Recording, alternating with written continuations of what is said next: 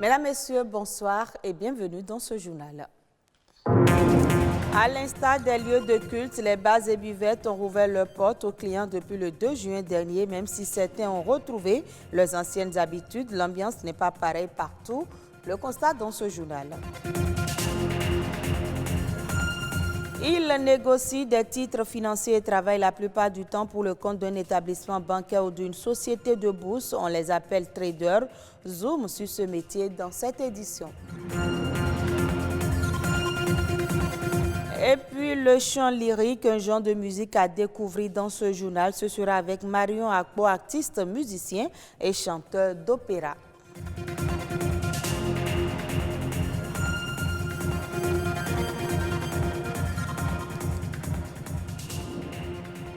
Merci de votre fidélité. Depuis le 2 juin, les bars et les buvettes ont aussi rouvert leurs portes à leurs clients sur l'ensemble du territoire béninois.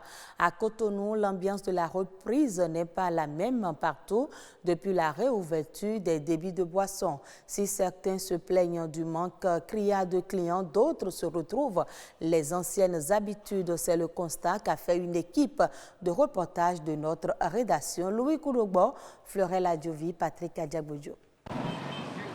17h à Cotonou, nous sommes dans l'une des rues du quartier Fille-Rosset, quelques jours après la réouverture des bars et buvettes. Ici, le coronavirus impose un silence plat. L'activité a repris, certes, avec le port de masque par les serveuses, mais ce sont les clients qui se font rares.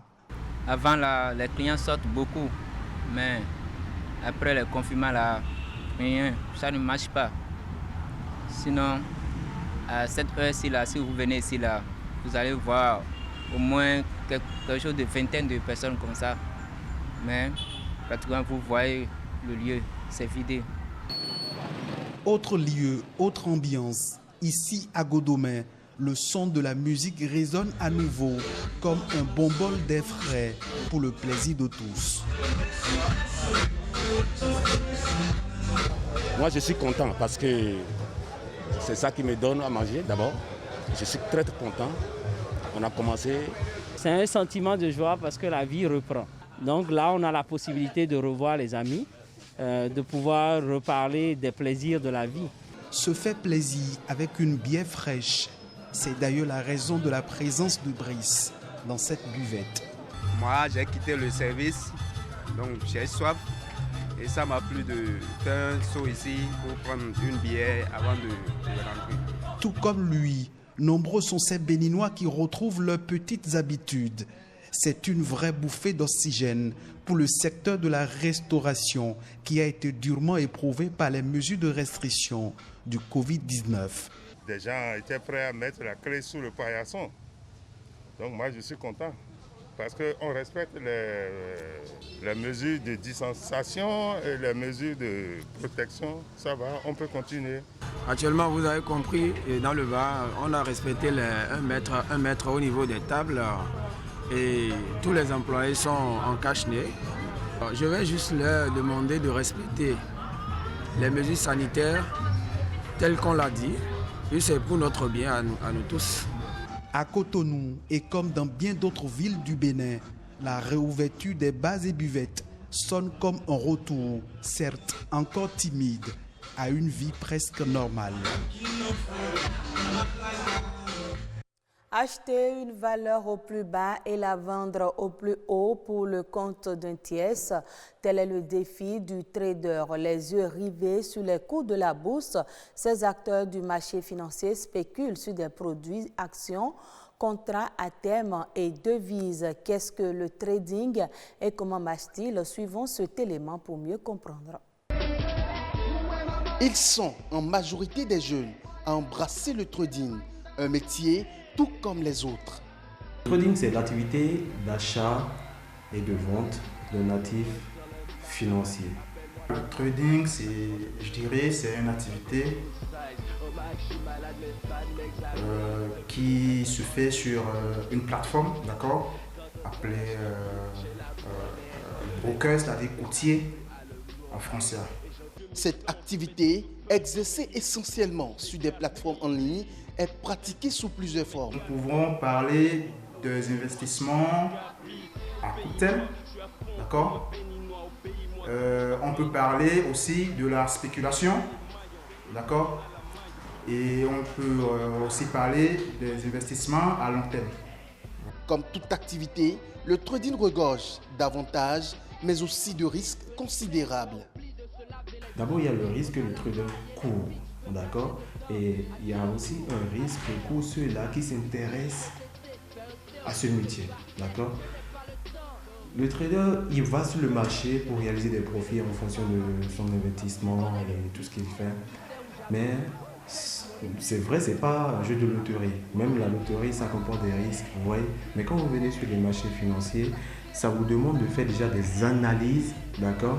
Et ce sont ces analyses-là qui vous permettent maintenant de savoir s'il faut acheter ou le vendre. Même si le trading offre une liberté financière, un bon trader doit avoir une certaine aptitude. Vous n'avez pas besoin d'avoir le bac, le BTS, la maîtrise. En gros, vous n'avez pas besoin d'avoir de gros diplôme avant d'être trader. D'accord? Il faut juste se faire former par quelqu'un qui connaît le métier, qui maîtrise bien le domaine, d'accord?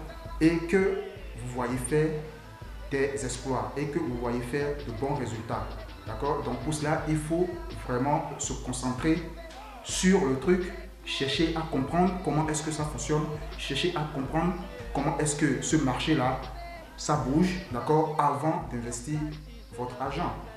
Parce que sans maîtrise, enfin sans pratique, il n'y a pas de maîtrise. D'accord? Donc en gros, je dirais qu'il faut d'abord travailler sur soi-même et après faire une bonne formation avant de se lancer dans le trading. Il n'y a pas de saut métier, dit-on. Devenir trader, c'est bon, mais un trader professionnel qui n'a pas pour objectif d'arnaquer la population serait plus idéal.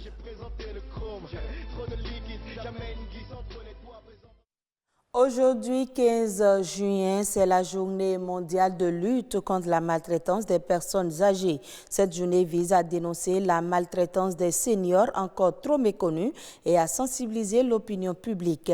La maltraitance des personnes âgées est un phénomène mondial qui touche tout aussi bien les pays en développement que les pays développés, mais il est souvent sous-estimé, variable selon le public et le lieu de vie. Les maltraitances subies par les personnes âgées sont principalement des négligences involontaires et des maltraitances physiques. Les négligences involontaires sont accrues en établissement.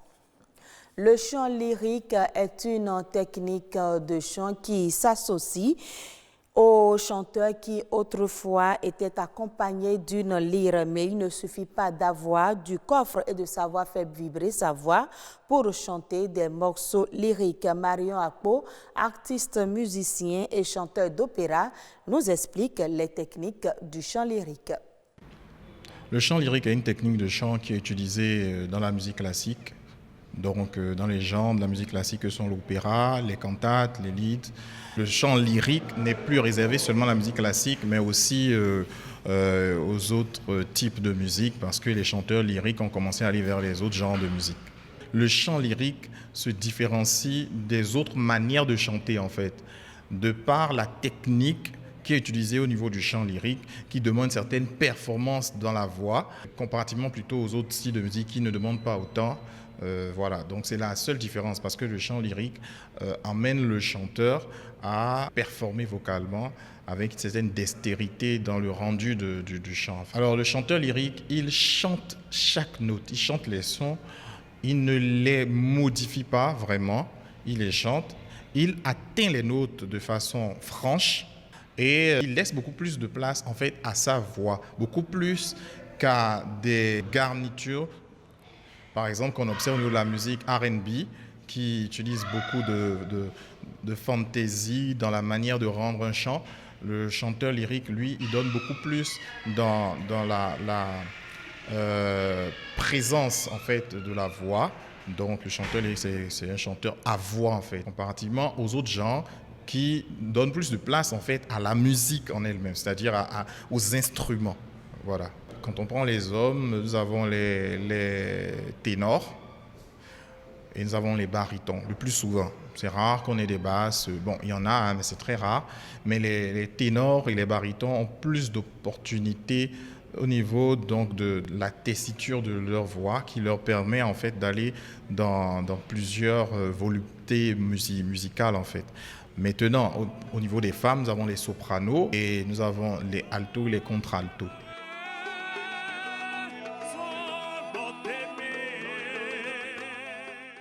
Suivons à présent La Nation en brève. C'est une compilation des faits marquants de l'actualité nationale en bref et en images réalisée par Omolade Sani.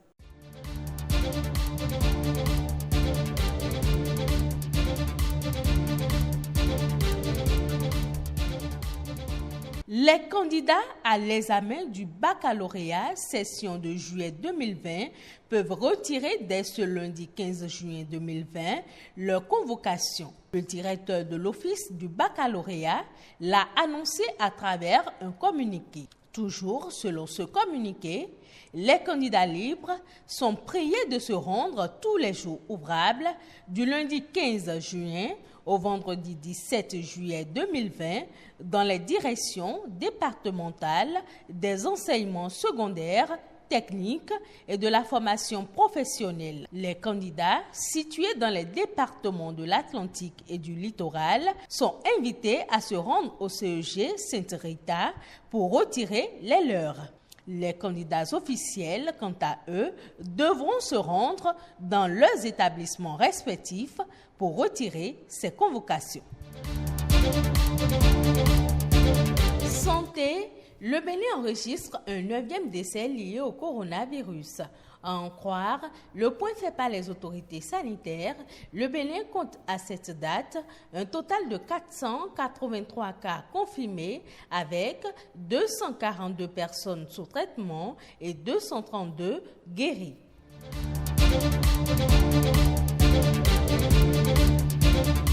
Le Conseil national du patronat a exprimé la reconnaissance des patrons d'entreprises et organisations patronales à l'égard du gouvernement.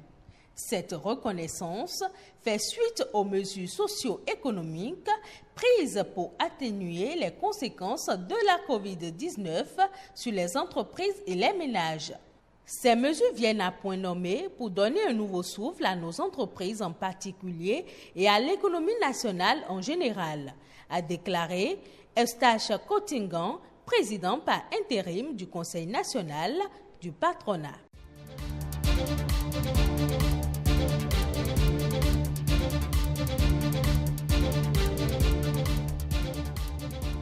En Côte d'Ivoire, le secteur pétro-gazier affiche des revenus en baisse de 6,3% au premier trimestre 2020. Les revenus issus du secteur pétro-gazier ivoirien se sont élevés à 24,43 milliards de francs CFA. Ces résultats sont en baisse de 6,3% par rapport aux performances obtenues pendant la même période en 2019 et de 14,87% par rapport aux prévisions initiales de revenus. Selon les autorités ivoiriennes, cette baisse observée dans le secteur pétro-gazier provient essentiellement de la limitation des capacités de production de pétrole brut suite à l'arrêt de l'exportation de gaz naturel. Et voilà, mesdames, messieurs, ce sera tout pour ce journal. Merci de nous avoir suivis et très bonne suite de nos programmes.